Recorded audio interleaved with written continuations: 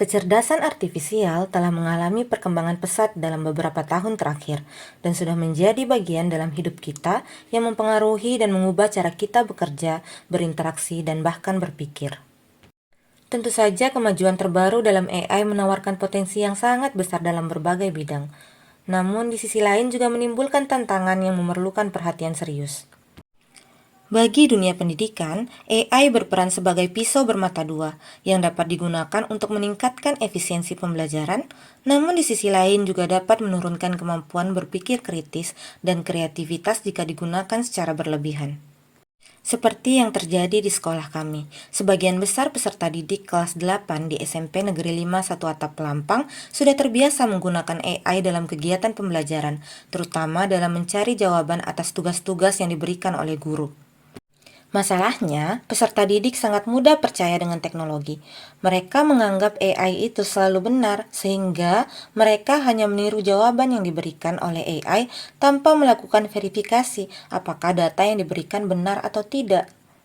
Untuk itulah pembelajaran kali ini dirancang. Di sini, peserta didik akan belajar cara membuat model kecerdasan artifisial dan berusaha membuktikan bahwa kecerdasan artifisial bisa saja memberikan data yang salah dan nalar manusia yang mampu mengoreksinya. Saya Dewi Kurniasa Fitri, ayo ikuti kegiatan kami dalam materi analisis data informatika kelas 8. Kali ini, kita akan belajar cara membuat model kecerdasan artifisial yang memungkinkan kita untuk melakukan klasifikasi berdasarkan kategori mangrove sehat, mangrove sakit atau rusak, dan sampah dari foto yang sudah dikumpulkan oleh peserta didik. Tema ekosistem mangrove dipilih karena kami menyadari pentingnya peranan ekosistem mangrove terhadap kehidupan masyarakat pesisir. Salah satu upaya yang bisa dilakukan dalam kegiatan konservasi adalah dengan memonitoring kondisi kerusakan ekosistem.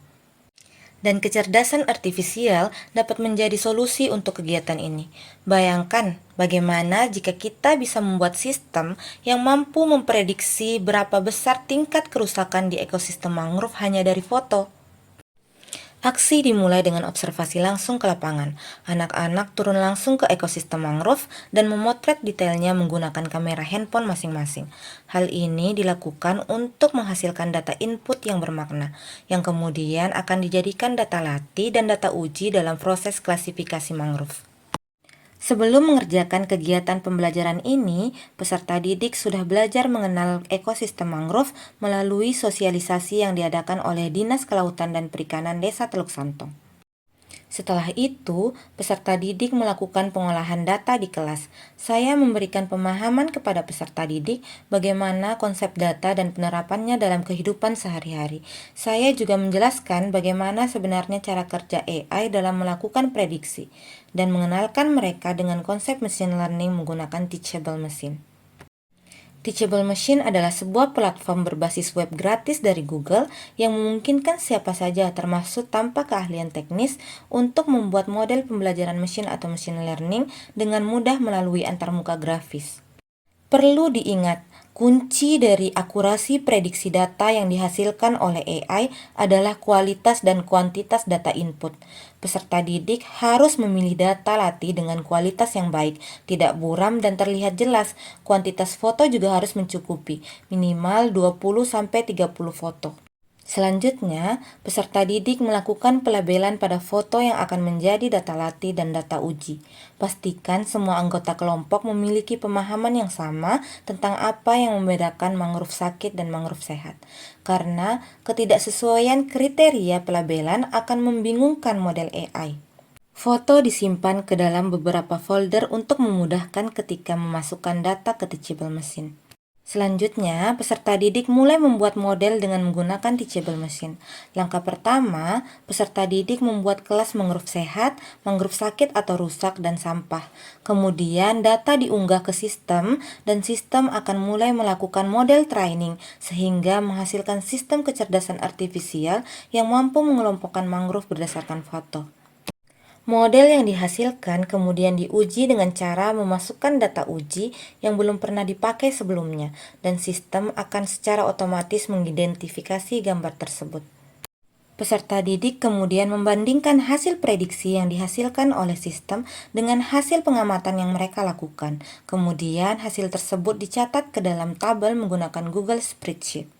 Peserta didik kemudian membuat persentase kesalahan sistem menggunakan rumus dalam Google Spreadsheet.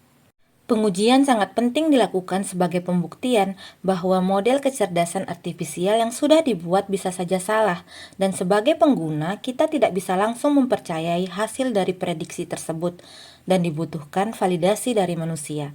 Hasil kerja mereka kemudian dipresentasikan di depan kelas. Guru dan peserta didik saling berdiskusi mengenai apa saja yang mempengaruhi tingkat akurasi model yang sudah mereka buat. Saya menyadari proses pembelajaran berlangsung sangat serius. Peserta didik yang biasanya banyak bercanda menjadi lebih fokus dan teliti, terutama dalam proses pelabelan data. Hal ini karena saya menekankan bahwa data latih dan data uji harus dipilih dengan cermat agar tidak menimbulkan bias pada model, sehingga meningkatkan akurasi yang dihasilkan. Untuk itulah saya membuat asesmen dengan EducaPlay untuk menguji pemahaman peserta didik sekaligus mencairkan suasana.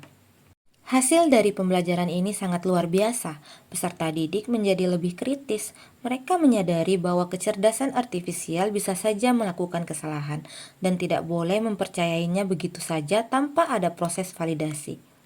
Mereka jadi mengerti jika data di grafik menghasilkan tingkat akurasi 40%, maka datanya tidak bisa dipakai untuk keputusan penting, karena pada akhirnya manusia yang akan bertanggung jawab ketika terjadi kesalahan pada saat pengambilan keputusan. Peserta didik menjadi lebih sadar akan resiko dan lebih berhati-hati dalam memanfaatkan AI. Sistem ini juga dapat memberikan gambaran bagi peserta didik bagaimana sebenarnya teknologi dapat memberikan dampak yang besar terhadap upaya konservasi lingkungan. Dan untuk selanjutnya, peserta didik dapat merancang model kecerdasan artifisial mereka sendiri. Begitulah kegiatan kami di kelas dalam menerapkan kecerdasan artifisial untuk proses analisis data. Sampai jumpa di kegiatan pembelajaran yang lain. Wassalamualaikum warahmatullahi wabarakatuh.